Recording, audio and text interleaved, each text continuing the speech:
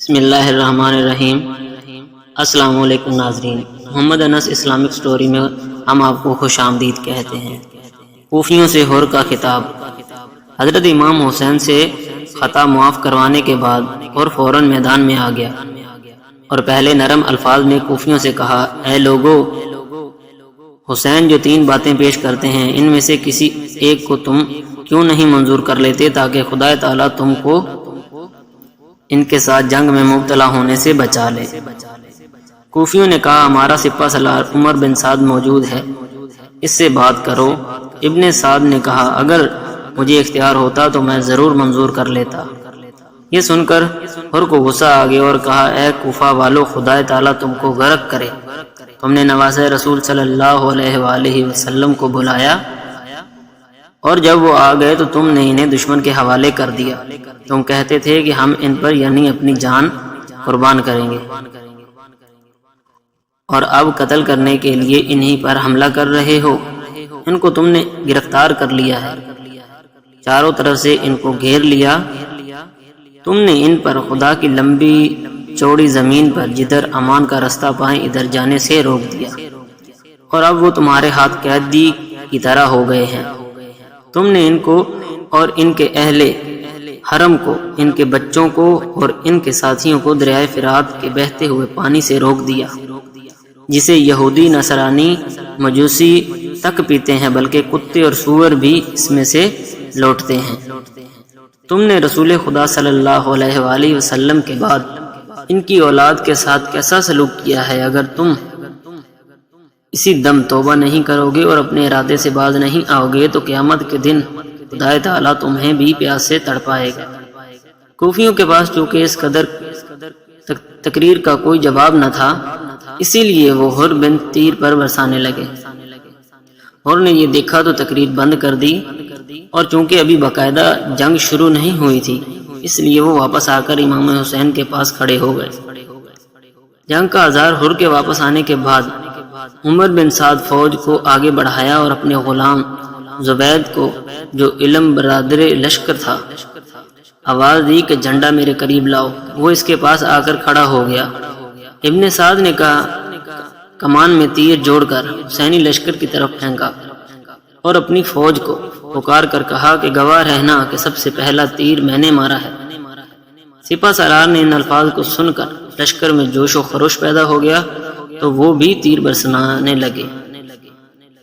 اس طرح جنگ شروع ہو گئی اور اب دونوں طرف کے سپاہی نکل کے اپنی بہادری کا جوہر دکھانے لگے۔ سب سے پہلے یسار اور سالم، جو زیادہ اور ابن زیاد کے آزاد کردہ غلام تھے، کوفیوں کو طرف سے نکل کر میدان میں آئے اور مقابلہ کرنے کے لیے بلایا۔ امام عالی مقام کے 2 جانثار ساتھی حبیب بن مظاہر اور بریر بن حزیر اٹھ کھڑے ہوئے، مگر امام علی مقام نے انہیں روک دیا۔ یہ دیکھ کر عبداللہ بن عمیر کلبی، جو اپنی بیوی اور وہب کے ساتھ امام کی مدد کے لیے آئے تھے، کھڑے ہو گئے اور جنگ کی اجازت طلب کی۔ حضرت امام حسین نے سر پھیرا، ان پر نگاہ ڈالی کہ جوان قوی ہیکل ہے، فرمایا کہ اگر تمہارا دل چاہتا ہے تو جاؤ، یہ تنہا دونوں کے مقابل ہوں گے۔ انہوں نے پوچھا، تم کون ہو؟ عبداللہ نے اپنا نام و نسب بیان کیا۔ انہوں نے کہا کہ ہم تمہیں نہیں جانتے، ہمارے مقابلے میں زہیر بن قیس، حبیب بن مظاہر کا بریر بن حزیر کو آنا چاہیے تھا۔ یسار اس وقت سالم سے آگے بڑھا ہوا تھا۔ عبداللہ نے کہا، او فاحشہ کے بیٹے، تو مجھ سے لڑنے میں اپنی بے عزتی سمجھتا ہے۔ یہ کہتے ہوئے یسار پر حملہ کیا اور تلوار کی ایسی ضرب لگائی کہ وہ ایک ہی وار میں ٹھنڈا ہو گیا۔ سالم نے ایک دم چھپٹ کر حملہ کر دیا اور عبداللہ نے اس کی تلوار کو بائیں ہاتھ سے روکا، انگلیاں کٹ گئی، مگر دائیں ہاتھ سے اس پر ایسا وار کیا کہ اسے بھی ڈھیر کر دیا اور جوش میں آ کر شعر پڑھنے لگا۔ اس کا مطلب یہ ہے کہ اگر مجھے نہیں پہچانتے ہو تو پہچان لو، میں خاندان کلب کا ایک فرزند ہوں۔ میرے حسب و نسب کے لیے اتنا کافی ہے کہ قبلہ علیم میرا گھرانہ ہے۔ میں بڑی قوت والا ہوں اور مصیبت کے وقت پست ہمتی نہیں کرتا۔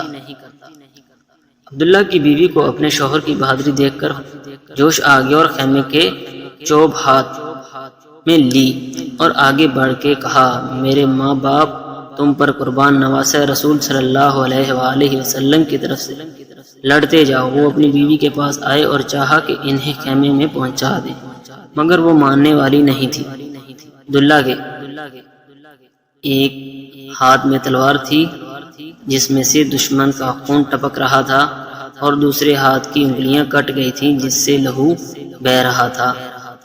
پھر بھی انہوں نے پوری قوت سے اپنی بیوی کو واپس کرنا چاہا، مگر جوش میں بھری ہوئی اس نئی نویلی دلہن نے، جس کی شادی کو 15 دن یا 17 دن ہوئے تھے، اپنے ہاتھ عبداللہ سے چھڑا لیے اور کہا کہ میں تمہارا ساتھ ہرگز نہیں چھوڑوں گی، تمہارے ساتھ میں جان دوں گی۔ امام علی مقام نے آواز دی، خدا تعالیٰ تم دونوں کو اہل بیت رسالت کی طرف سے جزائے خیر عطا فرمائے۔ بی بی تم واپس آ جاؤ کہ عورتوں پر قتال واجب نہیں۔ امام علی مقام کا حکم سن کر وہ واپس آ گئی۔ وہب بھی پھیرے ہوئے شیر کی طرح میدان میں اترا۔ یزیدی فوج میں کھلبلی مچ گئی۔ وہب کی بیعت اس قدر تھی کہ یزیدی گھبرا کر بولے، اے حسین تو ہمارے مقابلے میں خود کیوں نہیں اترتا؟ حسین کے اس سچے غلام نے کہا، سنو کوفیو، میں حسین کا سچا غلام ہوں، میرے ہوتے ہوئے میرے آقا تمہارے سامنے کیوں آئیں؟ تم میرا مقابلہ نہیں کر سکتے ہو، ان کا کیا کرو گے؟ ایک یزیدی کے 3 بیٹے تھے، وہ باری باری آتے گئے اور جہنم رسید ہوتے گئے۔ پہلا آیا تو اس کو اٹھا کر زمین پر مارا اور اس کی ہڈیاں چکنا چور ہو گئیں۔ دوسرے کی کمر پہ ہاتھ رکھا اور اسے اٹھا کر پھینکا تو اس کی گردن توڑ دی۔ تیسرا بھاگنے لگا، اسے بھی پکڑا، منہ کے بل دھکا دیا اور اس کے سارے دانت توڑ دیے۔ وہب کی ماں یہ نظارہ دیکھ رہی تھی اور بیوی مسئلے پر سجدے میں تھی۔ آخر دشمن نے اجتماعی حملہ کیا۔ وہب کے جسم پر بہت زیادہ تیروں اور نیزوں کے زخم لگے، نڈال ہو کر امام علی مقام کے قدموں میں آ گرے اور وہیں جان دے دی۔ جزاک اللہ خیرہ۔